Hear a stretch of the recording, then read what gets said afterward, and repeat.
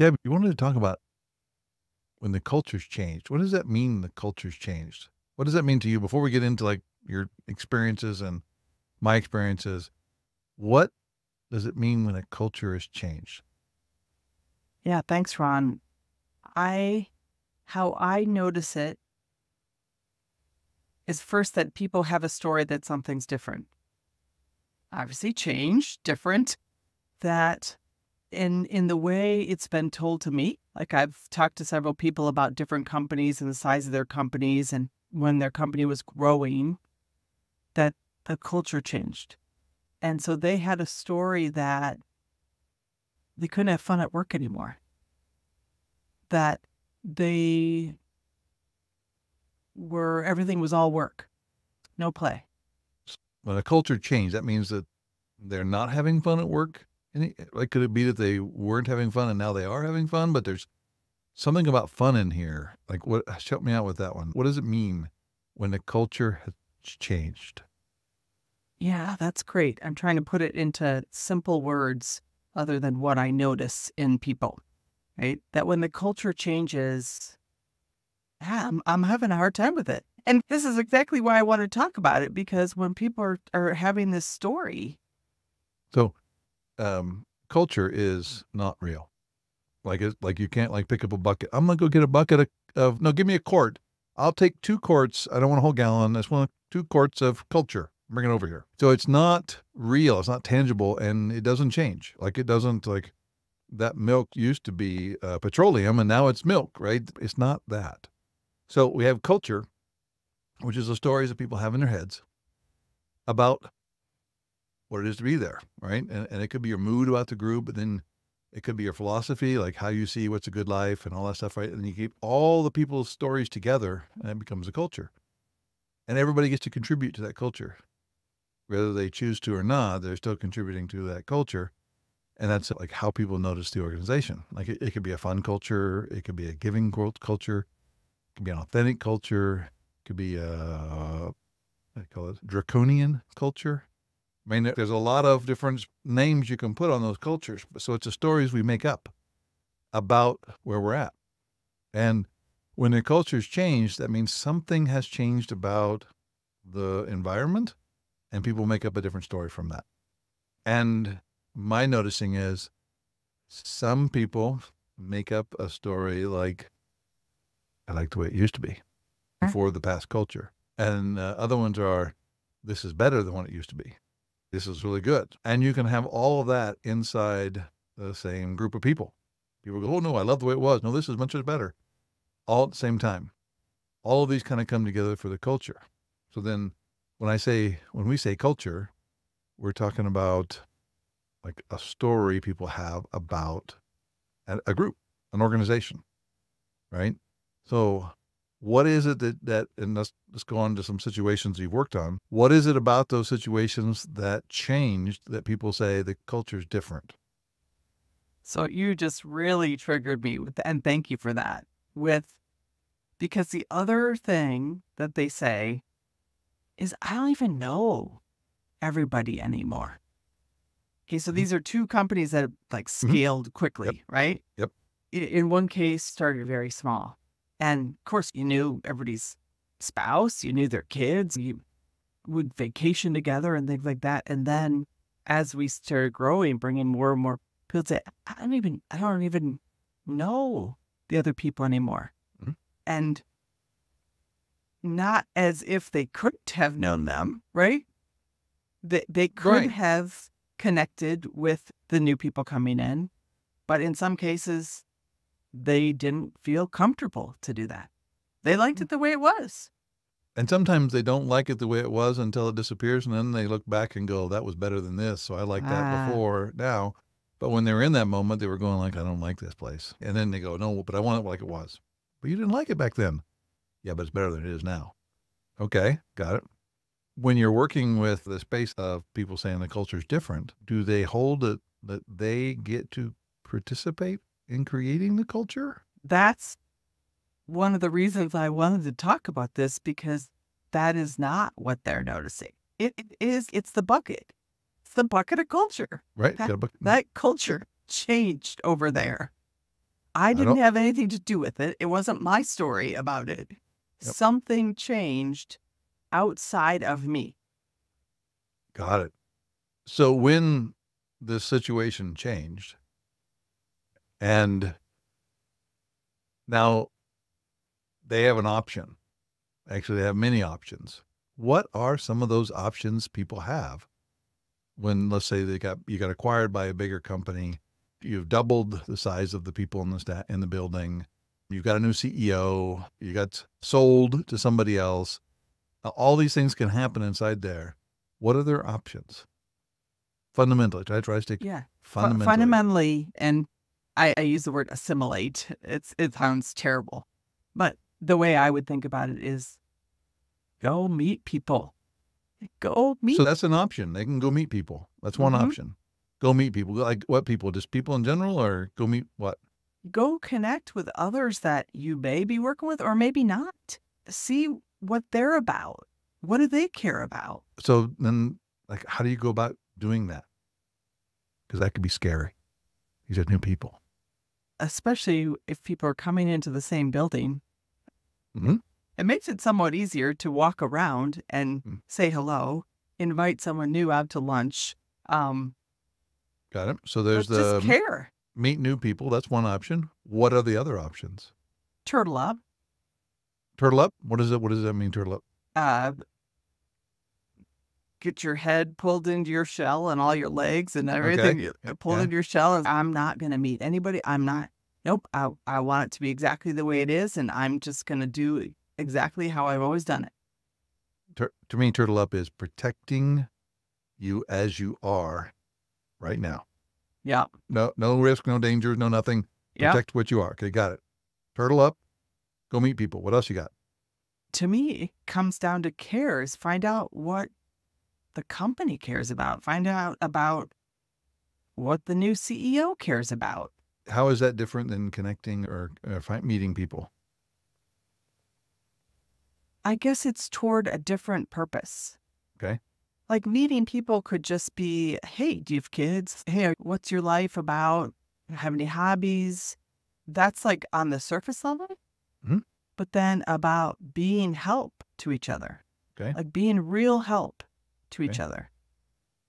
Now remember, these are not like all good things or bad things, but what are things people can do in the situation? Yeah, help others. Notice that others, if people have gaps, if you have a gap, if I have a gap, Yeah. asking for help, Got it? allowing someone to help me. Got it.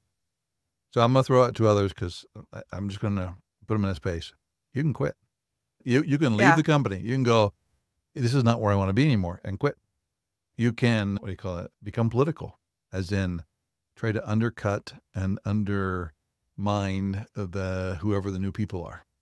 Like these are real things people do. Like they go, I don't like the way it is, so I'm gonna sabotage people and I'm gonna talk bad about them, and maybe not in public, but behind people's backs. And then I'm not gonna go out and meet anybody, but I'm gonna be more, say, caustic to the organization until these people go away. Yeah. Yeah. Yeah. So these are like, we've seen all these. We've seen all of Yeah. these in different places and different businesses, and these are all the options. And the responsibility of culture is for all the people. And if you don't know what all your options are, you don't get to choose.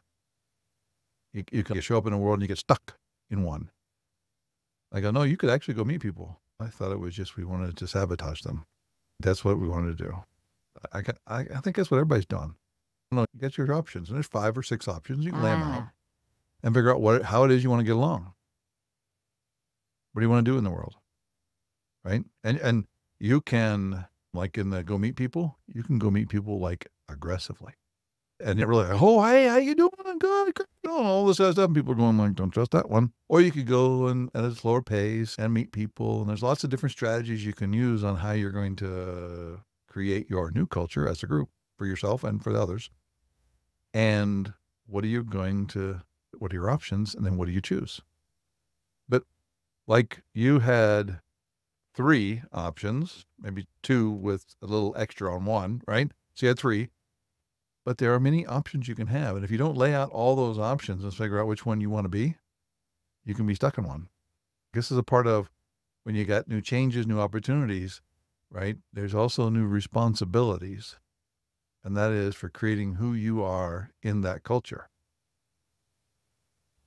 Yeah, so I'm sitting here in this maybe naive, maybe Midwest nice attitude that, like, why would you ever choose wanting to go behind someone's back, wanting to, like, why would you choose that? Why would you choose that? Why would you choose that? I guess if you felt threatened, if you felt like someone was doing that to you.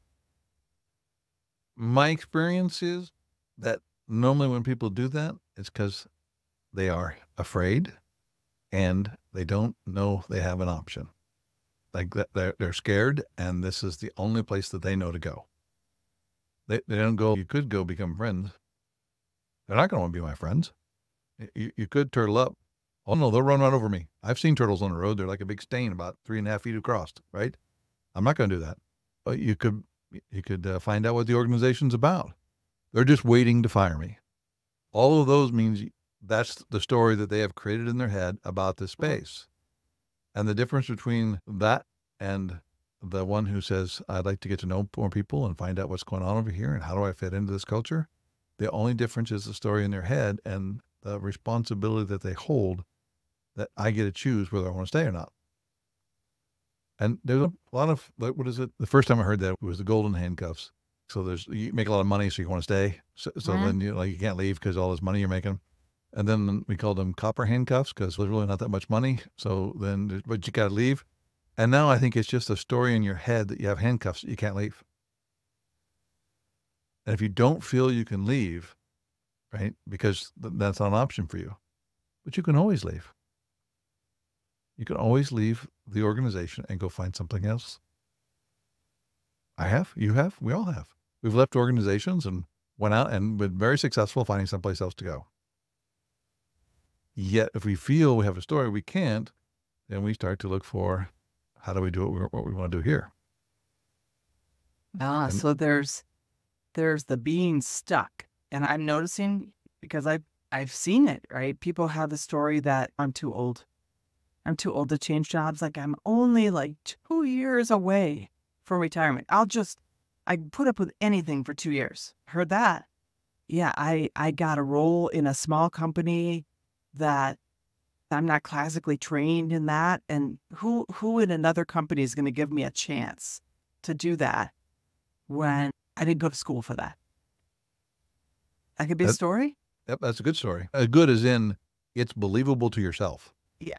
Right? Good Yeah. doesn't mean it works out. It just means you look at it and go, yeah, I believe that. It's believable to you. Doesn't always take care of you or take care of the organization. I can say this story was in a big meeting with a big customer one time, and they were having to make a decision that was a hard decision on technology. And the one gentleman said, I am 16 months, 4 days, and 2 hours away from retirement. Why would I take this risk to pick your solution? And I went, that's his story, is that he's counting it down. By the way, he actually got fired because they didn't. I wonder why. Because he was retired in place. But again, these stories that we tell ourselves that are believable to ourselves to get us stuck. And then if we believe those stories and we're stuck, then it can look like that culture is that bucket over there because I'm stuck in it. There's nothing I can do. I'm a victim of it. Like this, I accept the story of the person who knew how many days, months, and hours before he was or she was going to be retired, right? His culture was, I'm not responsible anymore. Then therefore his culture was, I'm not responsible. And it probably showed up in many places in his world because he had that. And you can have the story that I'm not responsible when you're 25 or when you're 65 or when you're 85, right? When you lose the story of I'm responsible for whatever it is you want to be responsible for, you're no longer contributing to the culture. You're actually creating it in a detracting from what we would call a healthy culture. What is the story that you have about the responsibility for setting it up? And I love the word responsibility because it perturbs the bejeebies out of me, right? Because you always go, you're responsible for that. And that's like blame. And we got to pull blame and responsibility apart. Mm-hmm. I can be responsible for something, and it doesn't mean I'm blaming myself if I don't get it done. I can still just be responsible for doing it. And when you hold you responsible for your future, you can say, I'm responsible for my future. There's been a dramatic change in this company. This is no longer where I want to work. I'm going to resign. That's being responsible. You could say, I will be here for 6 months and then I will resign or I'll leave. Or you can say, I need to know more about this company and the people who are running it and like the space that I'm in before I actually get in and say, yes, I'm committed to stay in this company. And then you got to go meet people. You got to go talk to them. You got to find out what they're up to. And then you can make an assessment whether you stay or whether you go. But that's being responsible for Mm-hmm. your culture and everything else around you. Now imagine an organization that everybody's doing that. Like I'm being responsible. I'm responsible for when I show up. I'm being responsible for the culture I create, the way I treat people, the way other people treat me. And what I've observed, it takes a minimum amount of people, like I say, a minimum. There's a certain number, and it can be bigger than this, but you've got to have a certain number of people to create a very positive culture. If it's 4 people, you got to have 2, right? Or if it's 20 people, you got to have 5, right? And they'll create a really amazing culture. And one person can destroy it. One person can destroy the culture, can adversely affect the culture to the place where you go, like, we get it, you don't want to be here and you don't want to quit. You're too scared to quit. And it can really destroy the culture. Like one negative, was it? One bad grape can make a bad batch of wine. And it really is like, it is, I've seen it. So when everybody's responsible for that, you don't have to get everybody to go, but you have to have a minimum amount of people to make your culture create. And if you can ever get to the place where you're actually talking about the culture, like there's actually a space where people go, how does this affect our culture? With that culture, where it comes a part of the dialogue, we want it to be a fun place to work. What does that mean? Okay, let's run some experiments. We want to be a place where we care about people. We care about education. We create all that space, right? If you're having those regular conversations, over time, you're creating your culture. And then there'll become a moment when you go, it's time for us to write our stand. To create it from ourselves, not go copy some from someplace else, but create our stand. This is what we will do, what we won't do, and what we might do, and to document it and put it on the wall. And that's a part of creating culture. Because people can begin to see what the culture is without actually waiting for them to interact with somebody else. So now you're creating this culture. Now, if you're into a new organization, let's say your group's been bought or your group bought somebody in that space, right? The first thing I would encourage everyone to do is to go, what am I willing to be responsible for? What do I want to shape? How do I want to shape this organization? I want to be responsible for shaping this organization. Or no, I don't. And if you don't, okay, fantastic. You'll be comfortable and great someplace else. But if you want to be a part of creating the culture, right, then reach out to people and talk. All those tactics you're saying about, but there's a story in your head is, do I want to be here? Do I want to be responsible for this new organization? And responsible is not a bad word. No, you're triggering me to think about the coworker, the employee that was so great before an acquisition.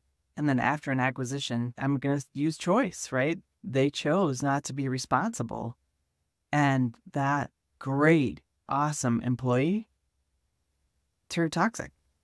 And when you have so many stories about how great an employee is, it's sometimes easy to overlook what if they're having a negative impact on the culture. And so sometimes you let them stay and you just maybe think about hit that one bad apple, Mm. that there's also a responsibility in building the culture the way you want to produce, to be the stand of the company together and to be able to notice when it's not working for people. One of the things I noticed, Deb, is that these can be uncomfortable conversations. You don't like, oh, we got a new change coming on, and we go, and you're all like, oh, it's gonna be great. Everybody's gonna have fun. It's gonna be great. Versus the conversation of, this is the new change we're going into. Do you want to be a part of it? Like really, like honest conversation. The culture is going to be different. Do you want to be a part of it? If you don't want to be a part of it, that's cool. Let's figure out how to find you where you want to go, and encourage people to leave that don't want to be there. Say, I'll give you a good reference. If they hang out and turn sour, you're not going to be able to give a good reference because they're not a good employee anymore. But if they leave when they're up on top, then you go, oh, this is a great person. Right? We're moving into a new culture, new space. It wasn't going to fit with them. They want a smaller group, or they want a closer group, whatever the story is, right? And you can tell them a good story about they were fantastic while we had them.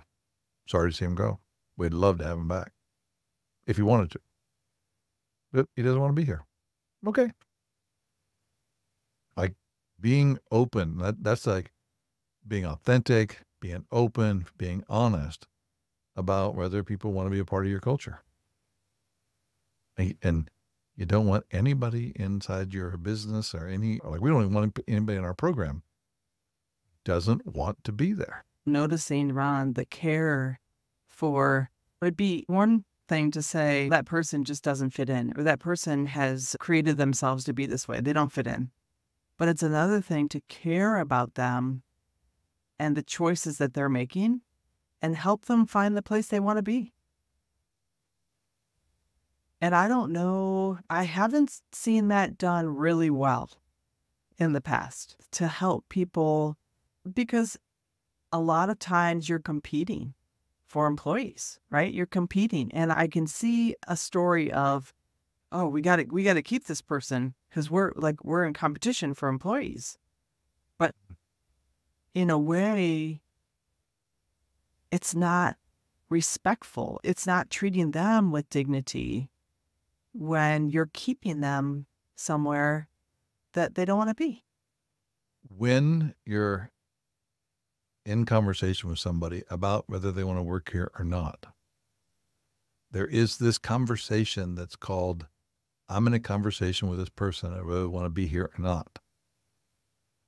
And then there's everybody else in the business that's watching everything that you do with this person. In a conversation for that person and everybody else in the business. Almost knocked my light off again. Everybody else in the business, right? Because what will bring people to the business more than your recruiting and Indeed and LinkedIn is how people in your business feel valued. So if somebody comes into the office, you finally get them to come in the door and they walk around and they go meet a couple people that work there and they go, why do you work here? Because I love this place. I take care of people. And you're going to, people are like, whoa, I've never heard that before. You said that out loud just to me, like, oh, look, it's that way. This is the most unusual place I've ever worked.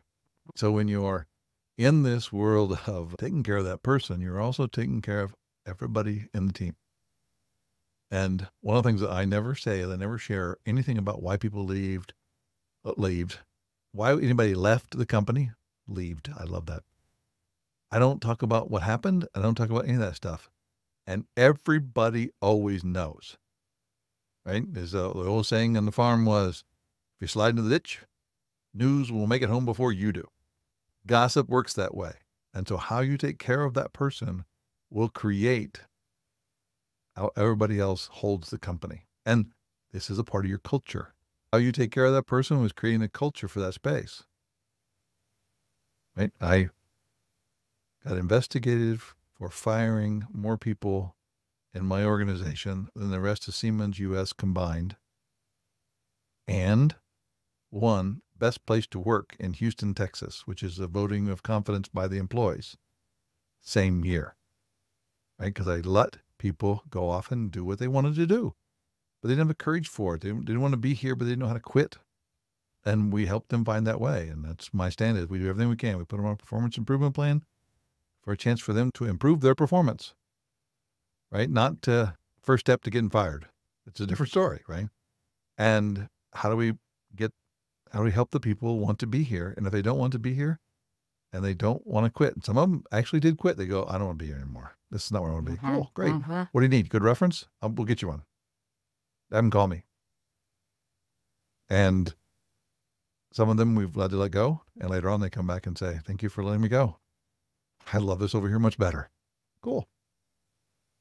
But that is not just taking care of that person. It's taking care of everybody else in the business. So you're creating culture when you do that. Probably one of the most powerful times to create a culture is when a leader lets somebody go and how they do it. Not emotional. It's not vindictive. It's not, I don't like that person. Everybody sees that the person had a performance problem and they understand it. And they go, yeah, that was really cool. That's great. So Well, thank you, Ron. You're very welcome. And so the question, like for the organization, for the people out there who are listening to this podcast, what do you do to create culture where you're at? What do you do to encourage others to create culture? How do you take care of each other? And are you responsible for it? Are you responsible? Are you being responsible? And do you tie responsibility and blame together? Like they're the same thing? Or do you got, no, this is blame. This is responsibility. I'm responsible for causing something to happen. Versus I'm at fault. Yeah. Cool. We're going to do something lighter. Let's do it. What's your favorite fill in the blank? Would What's you my like to do a favorite fill in movie the blank? today? So we've covered movies, we've covered books. Oh, I know. Oh. I know. What do you have? Let's do favorite. There you go. Favorite person from early American history. Ooh. I'm going to have to say Benjamin Franklin then. Okay. Tell me why.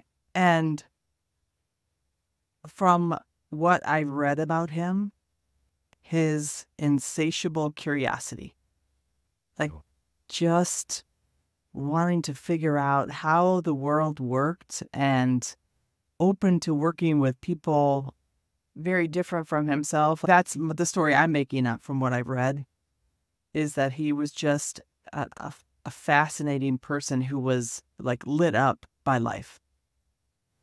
Curious as can be. And he always occurred to me when I read about him is always trying to solve a riddle, like trying to solve a puzzle. Yeah. Right? Always trying to solve a puzzle. That's cool. Thank you. I'm going to go just the opposite.